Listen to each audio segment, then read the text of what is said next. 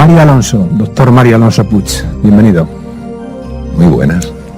Usted se pregunta qué es lo que hace que ante ciertos retos se nos nuble la mente. Se pregunta por qué nos cuesta tanto pensar con claridad. ¿Esto tiene algo que ver, por ejemplo, con la ansiedad? Tiene mucho que ver, porque la ansiedad es la proyección en el futuro de un problema con el que suponemos que nos vamos a encontrar, y a la vez es la sensación de impotencia de que cuando nos encontremos con ese problema no vamos a tener recursos ni fortalezas para hacerle frente. Empezamos a sufrir ahora por algo que ni siquiera sabemos con certeza que ocurrirá mañana. La ansiedad, lamentablemente, no para de aumentar, afecta cada vez a personas más jovencitas, y es importante que sepamos que la ansiedad mantenida en el tiempo, de una manera crónica, puede llevar fácilmente a la depresión. ¿Dónde buscamos?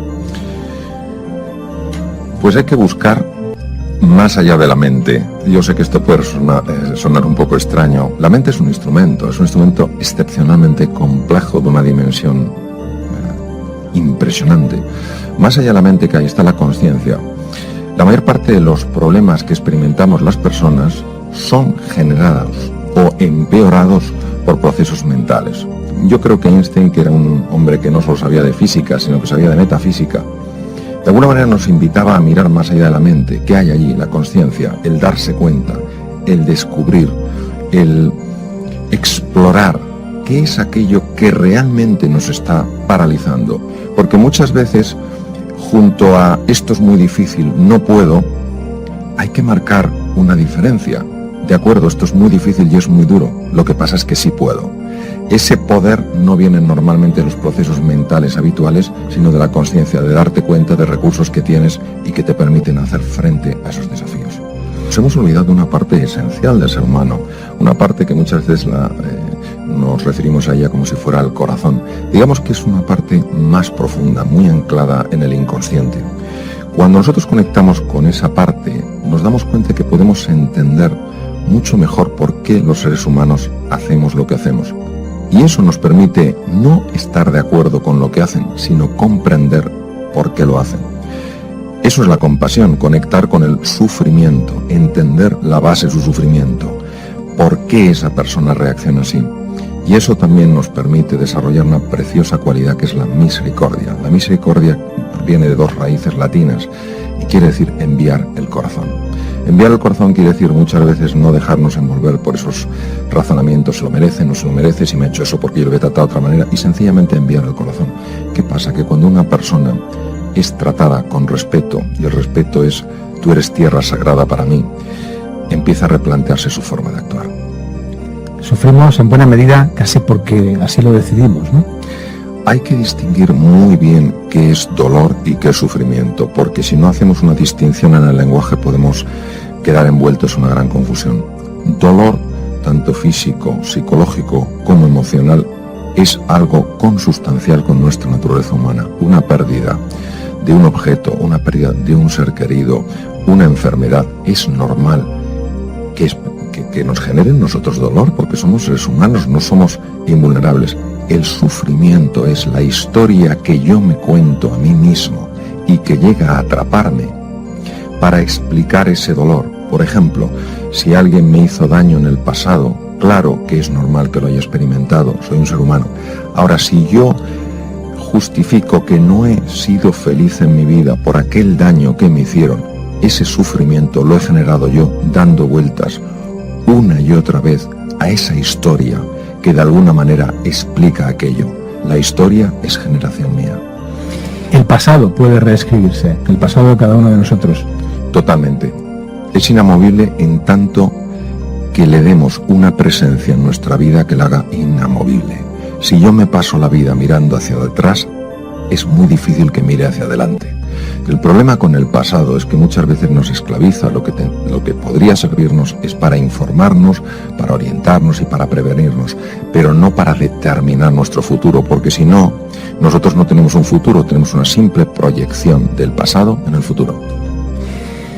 Eso es casi tanto como decir que el pasado no fue exactamente como creemos, que no fue del todo real, que fue otro distinto. Bueno, ese es un comentario de una tremenda profundidad por lo siguiente. Los estudios modernos que hay sobre la memoria nos vienen a decir que la memoria es bastante poco fiable, porque mezclamos unos contextos con otros, unos hechos con otros. Y claro, luego que nuestro mapa para viajar sea un instrumento, una facultad de dudosa fiabilidad, pues es un poco arriesgado.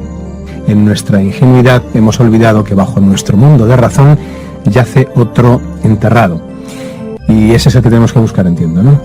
Sí, nos es difícil buscar debajo de ese mundo de razón porque, para empezar, no se nos ocurre que exista. Esto es como cuando se descubrían tumbas en Egipto. Qué difícil es creer que debajo de un árido desierto puede haber un tesoro de semejante envergadura. Jung fue una persona que conoció muy bien distintos estratos del ser humano y nos invitaba a eso. No os conforméis pensando que sois solo lo que veis, sois mucho más de lo que veis. Lo que sois trasciende por completo lo que veis. Solo utilizamos el 10% de nuestro cerebro. Sí, no podemos saber qué porcentaje usamos, si es el 5, el 6 o el 10%, porque no sabemos cuál es el 100% de la capacidad máxima, por tanto no podemos saber el porcentaje. Lo que sí sabemos perfectamente es que el cerebro responde de una manera directa a la programación mental. Y hay programaciones mentales tremendamente limitantes. Hay personas muy inteligentes que cuando emocionalmente se bloquean no pueden ver una solución que tienen delante de los ojos. Por eso sí que está clarísimo que trabajar esos procesos mentales para que muchas veces no sean tan disfuncionales, para que no nos limiten tanto y sí para que nos ayuden, es absolutamente crucial. Vivimos fundamentalmente asustados. Yo sé que este es un comentario, voy a llamarlo intenso o fuerte. Vivimos fundamentalmente asustados.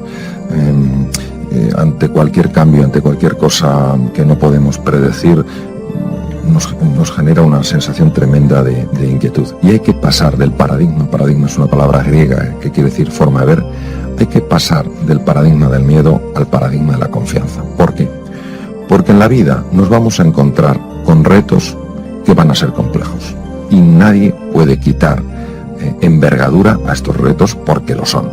Lo que pasa es que cuando junto al reto nosotros añadimos una sensación de impotencia, una sensación de desesperanza, o nos dedicamos a culpar o nos avergonzamos, sencillamente ya no tenemos un reto, ya tenemos un problema absolutamente insoluble. Las emociones que sentimos y que importan porque nos ayudan a resolver los problemas, tienen una procedencia clara y específica. Le pregunto de dónde vienen esas emociones, dónde se fraguan, cuándo. Pregunta muy difícil de resolver. Haré mi mejor aproximación. Algunas de las emociones que experimentamos son consecuencia directa del evento con el que nos estamos encontrando. Por ejemplo, si yo estoy haciendo una excursión, vamos a decir en África, y de repente me encuentro de frente con un león, la emoción que se pone en marcha es la natural, la lógica con el evento, con el hecho, que en este caso sería obviamente el miedo. Sin embargo, la mayor parte de las emociones que nosotros experimentamos y que nos limitan proceden de programaciones mentales que hemos generado cuando éramos pequeños y que operan en el inconsciente. ¿Qué quiere decir? Quiere decir que respondemos a ciertos retos con un nivel de miedo que no tiene ningún sentido si tenemos en cuenta nuestros recursos y nuestras capacidades para hacerles frente. Por eso, muchas de nuestras emociones que alteran nuestra forma de ver tienen que ver con la forma en la que nos hablamos a nosotros mismos sobre nosotros y sobre el mundo. Digamos que cuando éramos pequeños desarrollamos las mejores estrategias que se nos ocurrieron para evitar el dolor y para conseguir la recompensa. Ya de adultos, aplicar esas mismas estrategias muchas veces no tiene ningún sentido. Aprovechamos, doctor, si le parece, para distinguir entre emoción y estado de ánimo, que creo que hay una diferencia notable. Es una diferencia notable, importantísima de conocer. Es una diferencia fundamentalmente cronológica. Nosotros experimentamos emociones, tenemos emociones, y vivimos en estados de ánimo. Claro, tener una emoción de desesperanza cuando te ha salido algo mal, por lo que es algo que sin embargo llevas muchos años luchando por ello, pues eso, bueno, pasa, te puede llevar un día, te puede llevar a lo mejor 2 días, pero bueno, luego vuelves a tu estado de base. Cuando esa pérdida, ese, digamos entre comillas, fracaso, es tan devastador que ya lo incorporas a tu vida y estás triste, deprimido durante meses, eso ya es un estado de ánimo. Necesitamos equilibrio, y habla usted de 3 conceptos, de la resiliencia, la elasticidad y la homeostasis, ¿se dice así? Homeostasis, sí. ¿Qué significa cada una de esas? Sí. A ver, tanto la palabra estrés, que se usa mucho en medicina, como la palabra resiliencia, es una palabra muy extraña, es un vocablo anglosajón y que últimamente es muy popular. Ambas palabras las debemos al mundo de la metalurgia, proceden del mundo de los metales. La resiliencia es la resistencia que ofrece un metal a ser deformado. Si la vida nos da un disgusto, nos manda una prueba difícil y no nos doblamos, es decir, de alguna manera nos sentimos pequeños, incapaces, mostramos una gran resiliencia. ¿Qué es la homeostasis? La homeostasis es el conjunto de mecanismos que pone en marcha el ser humano para evitar salirse de ciertos puntos de referencia. Por ejemplo, la homeostasis hace que nuestra temperatura ni baje ni suba por encima de unos niveles. Hace que el pH, que es el grado de acidez de la sangre, no suba o baje más allá de ciertos niveles. ¿Por qué? Porque puede tener el efecto inmediato de paralizar las reacciones celulares y morir. Por eso la homeostasis es aprender a reequilibrarnos, tener un termostato que nos permita, cuando nos damos cuenta de que estamos siendo llevados a un lugar peligroso, coger y decir, no, yo tengo que reequilibrarme, tengo que volver a mi balance, a mi estado de centramiento, porque si no yo no voy a ser eficiente a la hora de hacer frente a los desafíos. Usted, en contra de la creencia general, afirma que el cerebro es maleable, que un adulto puede cambiar, que es posible hacerlo, ¿no? Sí, esto es una cosa que siempre me ha llamado la atención. Todo ser humano quiere cambiar y en su interior la mayor parte de ellos o de nosotros pensamos que no se puede cambiar. Cuando yo estudié medicina, hace ya 30 y pico años, recuerdo muy bien en psicología que se decía que la personalidad estaba definida a los 7 años. Y claro, uno decía, oye, yo es que soy mayor, pues lo sentimos mucho, pero ya es tarde. Y por otra parte, que las neuronas no se podían reproducir. Bien, hoy sabemos que la personalidad es totalmente maleable. No digo que sea fácilmente maleable, digo que es maleable.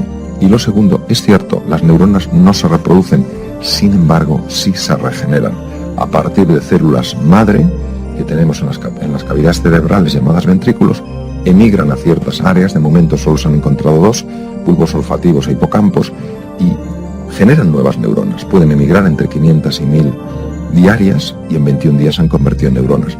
Y esto, por supuesto, en el adulto. Algo de esto dijo Ramón y Cajal hace mucho tiempo ya. Todo ser humano puede ser, si se lo propone, escultor de su propio cerebro. Es tremendo, ¿no? Bueno, yo siento pasión por Cajal, ¿qué se le va a hacer? Porque es un hombre de tal talla que alguien que ganó el Premio Nobel de Medicina y Fisiología en 1906, cuando era imposible que lo ganara un español, estamos a tanta distancia científicamente a los alemanes, que es lo que ganaban, que eran los que lo ganaban siempre, que este hombre dijera que todo ser humano, si se lo propone, puede ser escultor de su propio cerebro, nos estaba diciendo que tenemos un poder extraordinario, que nos podemos reinventar, que nos podemos reconstruir, que no podemos decir, yo es que he nacido con poca capacidad, la vida no me va bien porque soy poco inteligente. No, si tú de verdad estás comprometido, si encuentras una palanca emocional de suficiente peso, naturalmente que te puedes reinventar. Puedes aumentar la neuroplasticidad, que es el número de conexiones que establecen las neuronas entre sí, y puedes poner en marcha la neurogénesis. Claro, tengamos en cuenta que la neurogénesis, uno de los órganos, unas estructuras cerebrales en las que se genera, que son los hipocampos, es una neurogénesis importantísima, ya que los hipocampos tienen que ver con el aprendizaje, tienen que ver con la sensación de ilusión y tienen que ver con el control del pánico. Cuando yo hablo de creencias en el libro, no hablo de ideas que tenemos, hablo de algo que para nosotros son absolutas certezas. Por lo tanto, son incuestionables. No importa que la realidad nos ofrezca un montón de evidencias de que esa creencia es errónea. Nosotros generamos unos filtros que directamente impedirán que recojamos esa información del exterior. Estas certezas que están ancladas a nivel inconsciente y que muchas veces son totalmente desconocidas por nosotros, generan automáticamente formas particulares de valorar las situaciones que ocurren y por tanto sentimientos distintos. Por ejemplo, vamos a imaginar que yo tengo por cierto que soy una persona antipática, por cierto, y entro en una fiesta que me han invitado y veo una persona que desvía la mirada. En lugar de valorarlo de todas las maneras posibles que se puedan valorar, solo la valoraré de acuerdo a mi certeza inconsciente. ¿Cómo la valoraré? ¿Qué antipático le debo de resultar a esa persona para que ni siquiera me quiera mirar? ¿Qué sentiré? Pues obviamente sentiré frustración, sentiré ira, sentiré tristeza. Por eso es tan importante ser conscientes de que muchas de nuestras emociones no proceden de una reacción o una respuesta normal a los acontecimientos, sino de certezas ancladas que pueden ser muy limitantes. Y habla entonces de la conciencia y de la atención. ¿Cuál es la diferencia? Digamos que la conciencia es aquello que me permite ver algo que no veo. La atención es la luz que al enfocarse en un sitio determinado me permite ver. Por ejemplo, si yo entro en una habitación a oscuras y yo soy la conciencia y alguien enciende una linterna, la atención es la linterna, yo soy la conciencia. Yo veo algo porque previamente se ha enfocado una luz donde estaba oscuro. Sería interesante que nos diéramos cuenta del papel esencial que tiene la atención en nuestros estados de ánimo. Donde nosotros llevamos la atención, se hace más real para nosotros. Donde nosotros llevamos la atención, van nuestras emociones, va nuestra energía. Vivimos en espacios de atención. La misma realidad enfocada desde distintos ángulos da percepciones completamente distintas. Y habla usted de aprender a perdonarse. Porque la ira es un veneno curioso. La tienes hacia una persona pensando que le va a hacer daño a ella y a quien te mata es a ti. Primero por una razón de profilaxis o de higiene. Hay una serie de emociones como el resentimiento, como la ira, como la frustración, que cuando se transforman en estados de ánimo cambian con gran profundidad el estado hormonal del cuerpo y se ponen en marcha una serie de hormonas que generan mucho daño e incluso ya hay evidencia de que afectan a nivel genético. Entonces, primero por una razón de pura higiene, es decir, ese tipo de emociones son tóxicas. Pero cuanto más vueltas le dé a lo que ha pasado, más voy a quedar enmarañado en todo este discurso limitante de razones y justificaciones y no voy a alterar las emociones.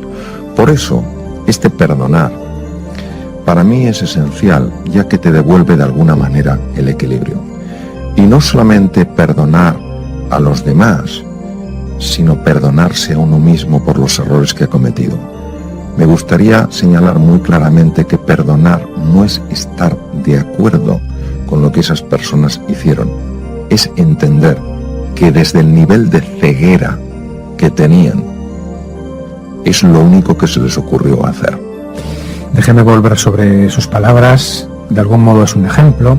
Dice usted que tras los gritos, los portazos, las discusiones, las palabras pronunciadas que nunca debimos o quisimos pronunciar, después de todo eso aparecen los sentimientos de desesperanza, la ira y incluso, como decíamos, contra nosotros mismos, ¿no? Dice usted que la voz de nuestra conciencia golpea una y otra vez y dice que torpemente lo toleramos, convencidos de que solo el autocastigo nos llevará a cambiar. Bueno, esto es lo que nos han enseñado también, ¿no? Claro, ese es. ¿Cómo no escuchar la voz de la conciencia, no? A ver, es que hay dos tipos de conciencia. Yo en el libro cuando hablo de la conciencia hablo de esa luz que nos permite ver más allá de nuestra oscuridad. Ahora, cuando nosotros en el hablar cotidiano hablamos de la conciencia, muchas veces estamos hablando de una cosa completamente distinta. Creo que hay cosas que tenemos que aprender y creo que hay muchas cosas que tenemos que desaprender. Y pienso que cuando el castigo es la única arma que tenemos, el efecto es bastante escaso. Cuando nuestro objetivo es la reeducación, entonces podemos conseguir mucho más efecto. Todo lo que sea generar sensación de culpa y sensación de vergüenza es muy limitante. Tú puedes sentirte triste por algo y como consecuencia de esa tristeza elegir cambiarlo. Si te sientes culpable, lo único que te pide el cuerpo muchas veces es aislarte para que nadie te vea. Bueno, curiosamente, claro, pasan los años y, como decíamos, ante situaciones similares la respuesta será siempre idéntica, el protocolo se repetirá. Y le pregunto por qué sigue todo igual. Voy a intentar explicarlo de la forma más visual posible. Vamos a imaginarnos que tenemos dentro de la cabeza un disco. Y ese disco tiene las características de una voz. Y nosotros prestamos atención a esa voz como si fuera lo único que existiera. El problema que tiene el ser humano es que cree que es ese disco y por eso no se le ocurre mirar más allá del disco. Y si el disco lo que te dice es: tú no puedes cambiar, eres demasiado mayor, no tienes formación suficiente, nadie te apoya, no vas a poder cambiar, pero no porque no puedas cambiar, sino porque tu atención está absolutamente enfocada en ese disco. El cuerpo refleja de una manera muy clara el inconsciente. Cuando una persona tiene una preocupación, incluso sin que ella sea consciente en un momento determinado de esa preocupación, se puede notar en el grado de tensión muscular, en cómo están funcionando sus vísceras, en la frecuencia cardíaca, incluso en cambios en el electrocardiograma y cambios en el electroencefalograma. Es decir, los procesos corporales están absolutamente anclados fundamentalmente con la manera en la que opera el inconsciente. Esto es un inconveniente y es una ventaja. El inconveniente es que todas esas emociones disfuncionales de las que hemos hablado antes, la desesperanza, la ira, la frustración, cuando se convierten en estados de ánimo, tiene una repercusión en el cuerpo. Dolores de espalda, problemas de columna vertebral, tensiones musculares, patologías digestivas, reducción de la función del sistema inmunitario, patologías respiratorias, de todos los colores. ¿Cuál es el lado positivo? El lado positivo es que si nosotros utilizamos el cuerpo fundamentalmente a través del ejercicio físico, tiene la capacidad de alterar muchos de estos problemas mentales. Es decir, el cuerpo es un acceso muy rápido para reducir la ansiedad y para reducir la desesperanza. Por eso, desde la oportunidad que me ofrecen de hablar desde aquí, verdaderamente mando un mensaje de lo esencial que es ponerse en forma, hacer ejercicio, andar, salir de los estancamientos sedentarios en los que muchas veces nos metemos. No es usted muy bondadoso cuando dice que en nuestro corazón no anida la maldad, ni tan siquiera la incapacidad, sino la más profunda de las cegueras. A ver, yo creo firmemente que la esencia del ser humano es fuente de amor, de creatividad, de sabiduría, de energía y de belleza. Lo creo firmemente. Y sé que junto a eso se ha pegado una costra, algo muy difícil de entender de dónde procede, que hace que se generen una serie de limitaciones en nosotros, cuya expresión más frecuente es la violencia, el miedo, el aislamiento. La última pregunta, porque no caben más, en torno a esas heridas del alma de las que hablábamos, todas ellas dejan un rastro en nuestra memoria. Hablábamos de que la memoria no almacena solo recuerdos de los hechos que ocurrieron, que la memoria almacena también sensaciones, emociones, experiencias, vivencias, que la memoria es algo muy complejo y que por eso el pasado no es algo rígido e inmutable. Me parece, todo un descubrimiento. Sí, me gustaría comentar que la herida, que muchas veces tanto nos duele, se ha convertido en la motivación para superarnos. Nos sirve de identidad, este pasado creado. En fin, y así vamos haciendo una vida que luego, tal vez, pasados los años, queremos reinventar. Mire, este reinventarse suyo Diría, si me permite, para finalizar, que se lee en una tarde, rápidamente. Otra cosa es el tiempo que la digestión lleva. Creo que reinventarse o reinventar la vida de nadie no es nada sencillo y que a veces duele. Otra cosa es que merezca la pena intentarlo, ¿no? Sí, y yo sugeriría no solo enfocarse en el objetivo, sino disfrutar del proceso. Entonces no duele tanto. No, entonces se ven las cosas desde un ángulo completamente diferente. Doctor, ha sido un placer. Hasta el próximo libro. Hasta el próximo, muchas gracias. Gracias.